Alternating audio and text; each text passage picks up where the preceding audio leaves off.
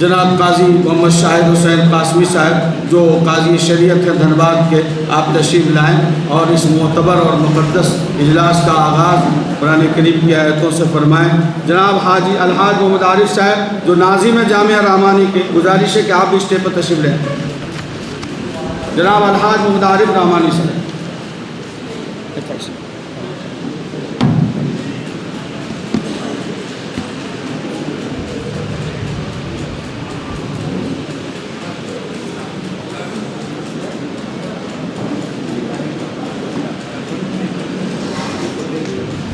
أعوذ بالله من الشيطان الرجيم.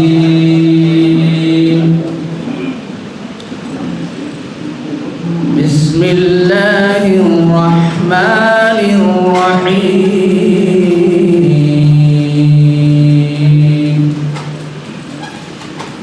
إن الله يأمركم أن تؤدوا الأمانات إلى أهلها وإذا حكمتم بين الناس أن تحكموا بالعدل إن الله يعظكم به إن الله كان سميعا بصيرا. يا أيها الذين آمنوا أطيعوا الله وأطيعوا الرسول وأولي الأمر منكم فإن تنازعتم في شيء فردوه إلى الله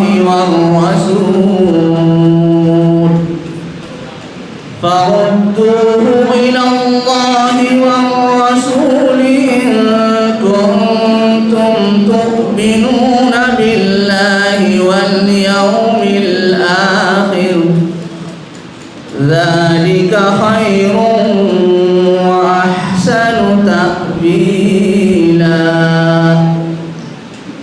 ألم تر إلى الذين يزعمون أنهم آمنوا بما أنزل إليك وما أنزل من قبلك يريدون أن يتحاكموا إلى الطاغوت وقد أمروا أن يكفروا به ويريد الشيطان أن يضلهم ضلالا بعيدا. صدق الله العظيم. تیرے قلوب کے جب تک نہ ہو رسول کتاب، گرہ کشا ہے نہ راضی نہ صاحب کشاف. اب ہم سر دست مناسب سمجھتے ہیں کہ آقا صلی اللہ علیہ وسلم کی خدمت میں چند اشعار نعت پاک کے پیش کر دیے جائیں کہ کی محمد سے وفا تو نے تو ہم تیرے ہیں، یہ جہاں چیز ہے کیا لوح و قلم تیرے ہیں. تو جناب مولانا شمیم اکرم رحمانی صاحب معاون قاضی شریعت سے گزارش ہے کہ آپ تشریف لائیں اور نعت پاک کے چند اشعار پیش کریں. کہاں میں کہاں مدح ذات گرامی، کہاں میں کہاں مدح ذات گرامی. نہ سعدی نہ رومی نہ قدسی نہ جامی، کہاں میں کہاں مدح ذات گرامی. پسینے پسینے ہوا جا رہا ہوں، پسینے پسینے ہوا جا رہا ہوں. کہاں یہ زبان اور کہاں نام نامی، کہاں میں کہاں مدح ذات گرامی.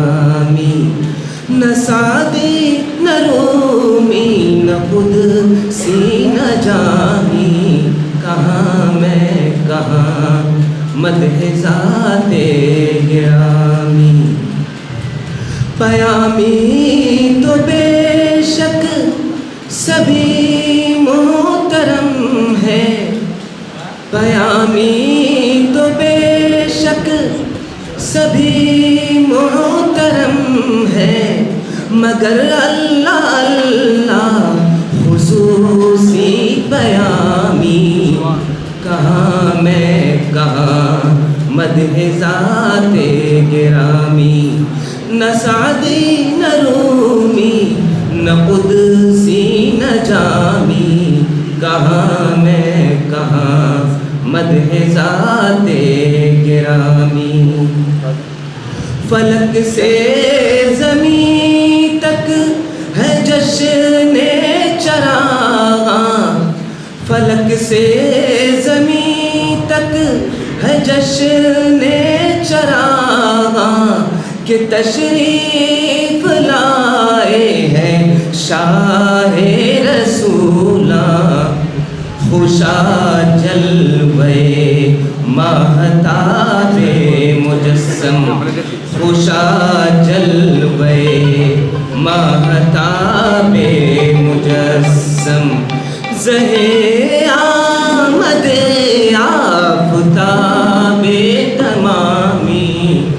کہاں میں کہاں مدح ذات گرامی. کوئی ایسا ہادی دکھا دے تو جانے. کوئی ایسا ہادی دکھا دے تو جانے.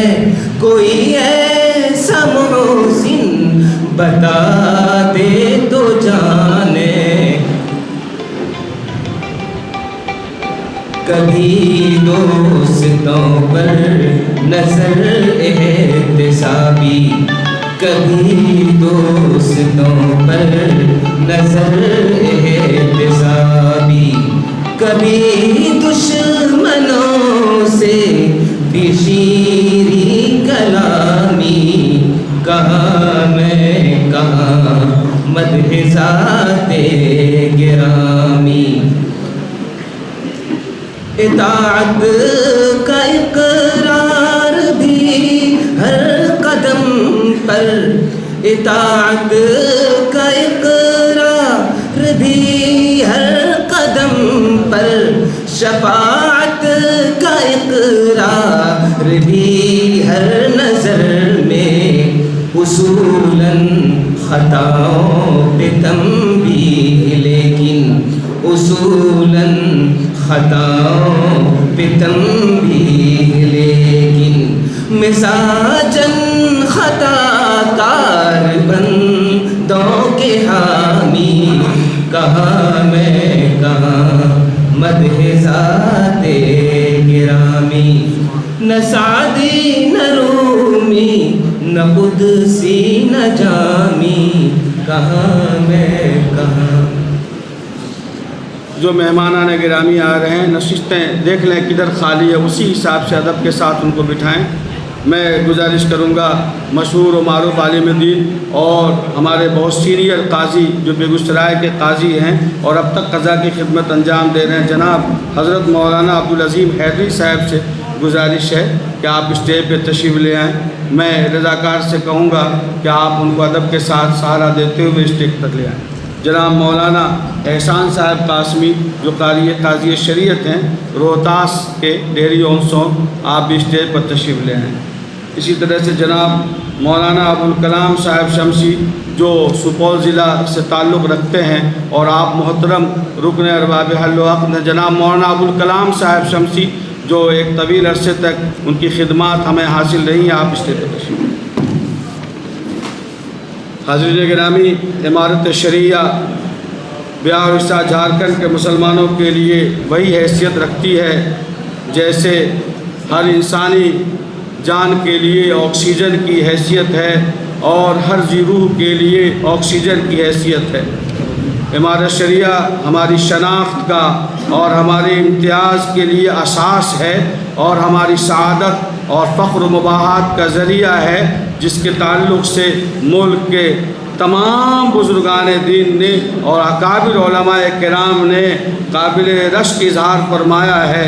سو میں امارت شریعہ کے مختصر تعارف کے لیے اور حالیہ دنوں میں جو نمایاں کام انجام اور خدمات انجام دیے گئے ہیں مختلف شعبوں میں اور مختلف میدانوں میں، خواہ وہ تعلیم کا میدان ہو یا نظام قضاء کی وسعت اور اس کو پھیلانے اور اس کے توسیع کا معاملہ ہو، تمام میدانوں میں جو قابل ذکر خدمات امارت شریعہ نے ادھر چند برسوں میں کیا ہے کہ امارت شریعہ کا بجٹ دگنا ہو گیا اور 3 کروڑ سے 5 کروڑ اور 5 کروڑ سے آج 13 کروڑ تک پہنچ گیا ہے۔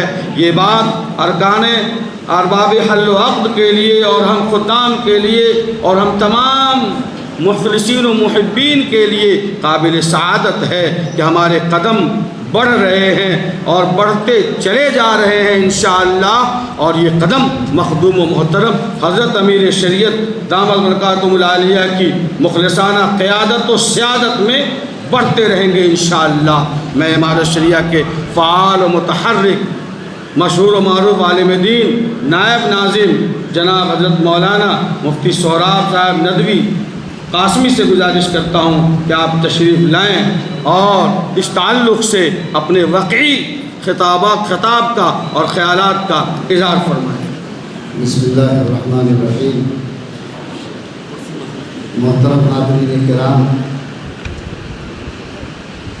آپ حضرات کے اس وقت اس حال میں تشریف فرما ہیں، اللہ نے آپ سب کو ان چنیدہ بندوں میں شامل کیا ہے جن کے حوالے رب کائنات نے اس چمن سجاد، چمن آزاد اور چمن منگیری کی نگہبانی سپرد فرمائی۔ آپ سب اس چمن کے نگہبان ہیں۔ ہر نگہبان کی یہ تمنا ہوتی ہے کہ جس کی نگہبانی ان کے حوالے کی گئی ہے وہ ان کے بارے میں جان سکے کہ ان کے احوال کیا ہیں، وہ ترقی کی کس رفتار سے آگے بڑھ رہے ہیں اور جس محنت و مستعدی کے ساتھ اس کی آبیاری کر دی جا رہی ہے اس اعتبار سے وہ کس قدر ثمربار ہے اور اس سے ملت کو کس قدر فائدے پہنچ رہے ہیں۔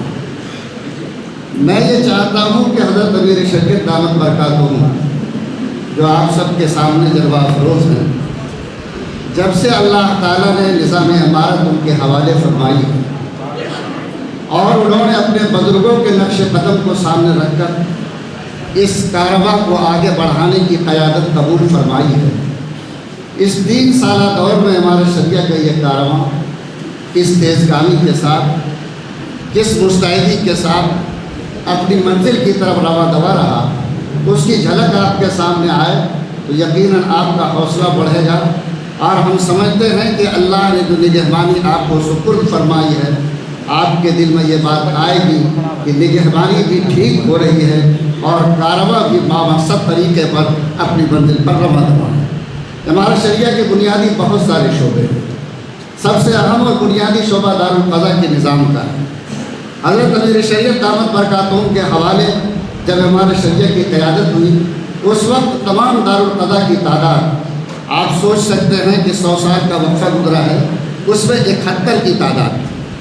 حضرت امیر شریعت دامت برکاتہم نے اپنے 3 سالہ دور عمارت میں اپنے اس کام کو اس قدر تیزی کے ساتھ آگے بڑھایا کہ صرف 3 سال میں 19 نئے دارالقضاء قائم ہوئے، صرف 3 سال میں 19 نئے دارالقضاء قائم ہوئے، جبکہ ماضی میں صرف اب تک ہم 71 کی تعداد تک پہنچ سکے تھے، اور ابھی 5 نئے دارالقضاء کے قیام کی تجویز اس سال کے لیے ہے جس پر انشاءاللہ کام کیا جائے۔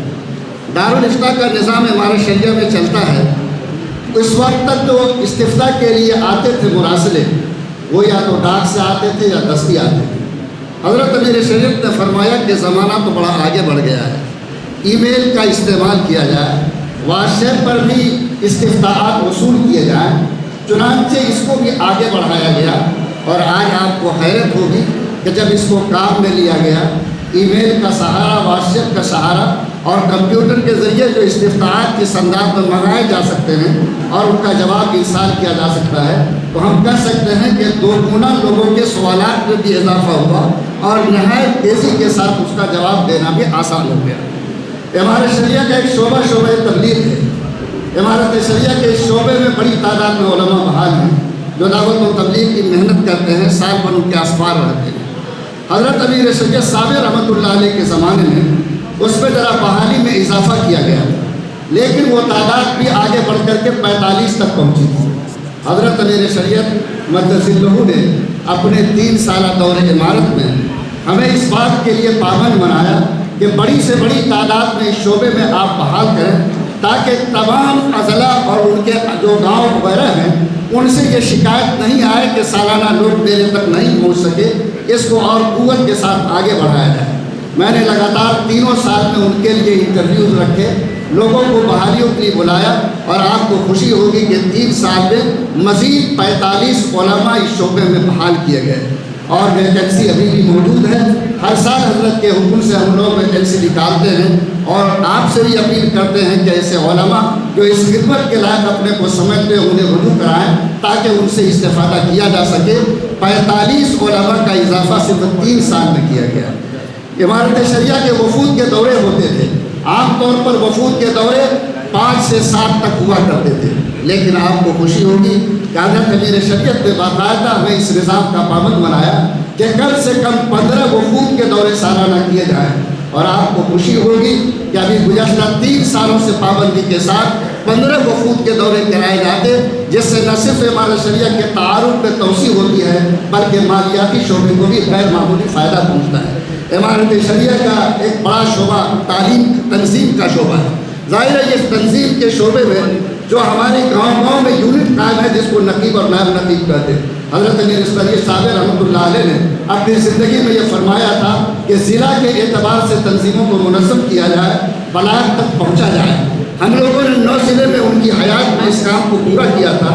حضرت امیر شریعت دامت برکاتہم تشریف لائے تو آپ نے کہا کہ تمام اضلاع میں اس سلسلے کو پھیلایا جائے، اور ہم لوگوں نے بہار، اڑیسہ، جھارکھنڈ کی تمام اضلاع کی تنظیم جو مزودہ شکل میں ہے ان کو مکمل کیا، اور یہ 9 اضلاع کے اندر بلاک سے لے کر پنچایت تک ہم لوگ پہنچے، اور اس پنچایت کے لوگوں کو بھی امارت شریعہ کے نظام سے ہم لوگوں نے جوڑا۔ یہ تنظیم کے ذریعے سے امارت شریعہ کے مضبوط نظام کو آگے بڑھانے کا کام صرف یہ 3 سال کے اندر اس انداز میں کیا گیا۔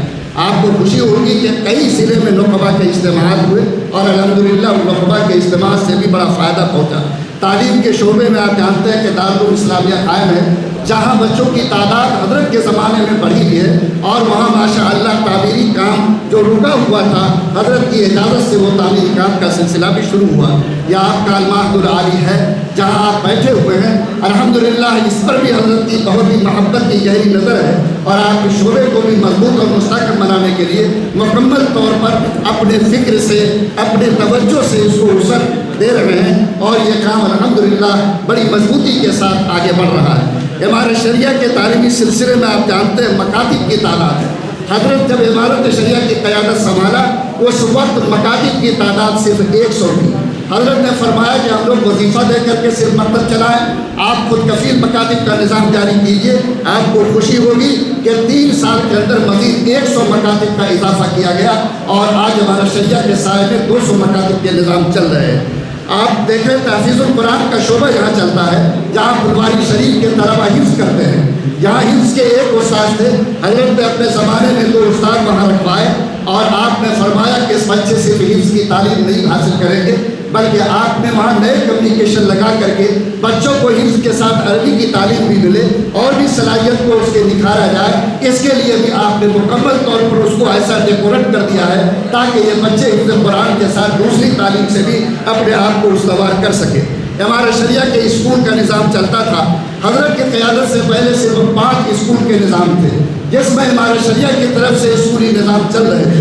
آپ نے فرمایا کہ ابھی بچوں کو ضرورت ہے کہ اسکول کے نظام سے جوڑا جائے، لوگ اس کے لیے خواہش مند ہیں کہ تعلیم بچوں کو اسکول میں دیں، اسلامی ماحول نہیں ملتا، چنانچہ آپ نے اپنے نے 3 سال میں 7 نئے اسکول کا اضافہ کیا، اور ابھی الحمدللہ 11 اسکول آپ کی قیادت میں اسلامی ماحول میں عصری تعلیم کے نظام کو انجام دے رہے ہیں۔ ٹیکنیکل ادارے پر بھی آپ نے توجہ دی، اس کے میں بھی آپ نے توسیع کیا۔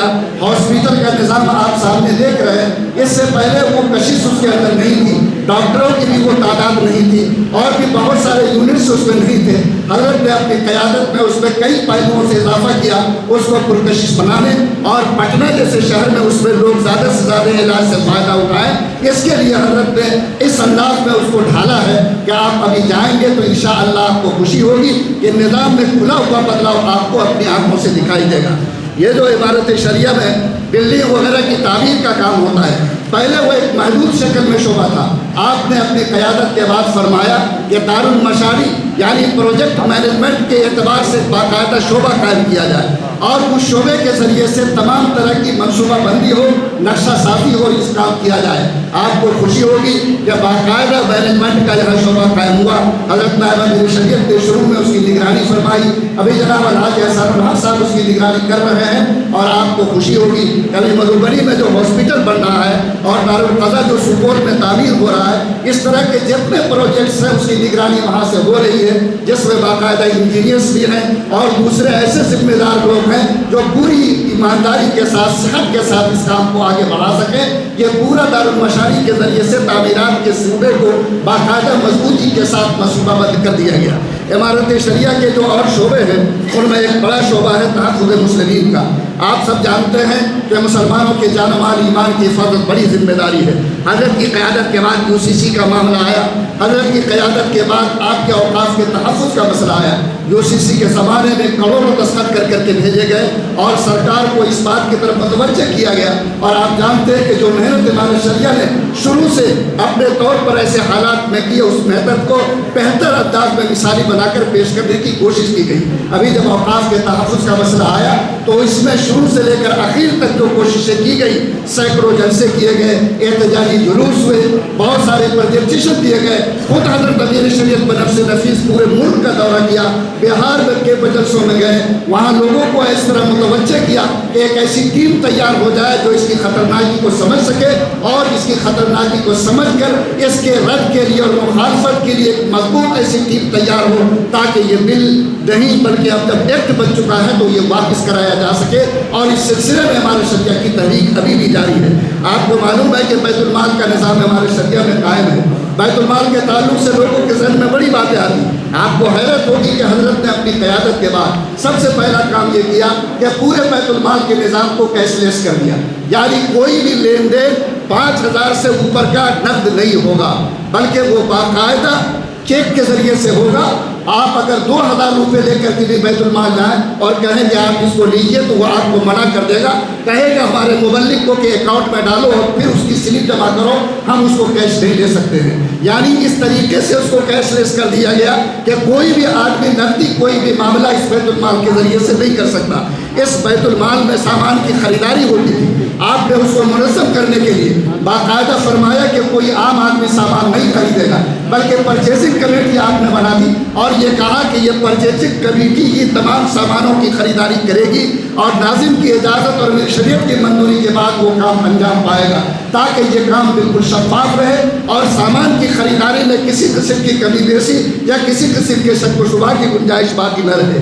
آپ کو حیرت ہوگی کہ حضرت امیر شریعت نے جب نظام ہمارا سوالا، اس وقت ہمارے شریعہ کا بجٹ 8 سے 9 کروڑ کے بیچ کا تھا، اور آج آپ نے سنا کہ تقریباً 13 کروڑ سے اوپر کا بجٹ پہنچا ہے، اور ہمارے شریعہ کے اس بیت المال میں الحمدللہ آمدنی کے اعتبار سے اس قدر قابل قدر اضافہ ہوا ہے۔ یہ وہ کام ہے جو ہمارے شریعہ کے نظام کے ذریعے نہایت ہی شفافیت کے ساتھ انجام دیے جاتے ہیں۔ حضرت امیر شریعت نے بنیادی شعبوں کے علاوہ 3 اور شعبے کو زیادہ طاقت پہنچائی اور بلکہ نئے طور پر اس کو قائم کیا۔ یہ جو اوقاف کے تحفظ کے لیے زمینوں کے سروے کا مسئلہ ہے اور وقت کی زمین کے رجسٹریشن کا مسئلہ ہے، آپ نے باقاعدہ اس کے لیے یہاں ایک آفس قائم کیا اور یہاں اس کے تجربہ کار لوگوں کو بحال کیا. آپ نے کشن گنج میں ضلع وغیرہ میں مختلف جگہوں میں تحریک چلوائی کہ جہاں بھی اوقاف کی زمینیں ہیں ان کی تصویر بھیجی جائے, کاغذات بھیجے جائیں, وہاں کے لوگ آئیں تاکہ ہمارے شریعہ کی رہنمائی میں رجسٹریشن کا کام ہو سکے. اس کے لیے باقاعدہ آفس کام کر کے آپ نے اوقاف کی جائیداد کی حفاظت کی فکر فرمائی. ایک شعبہ قائم فرمایا, شعبہ اصلاحات اراضی.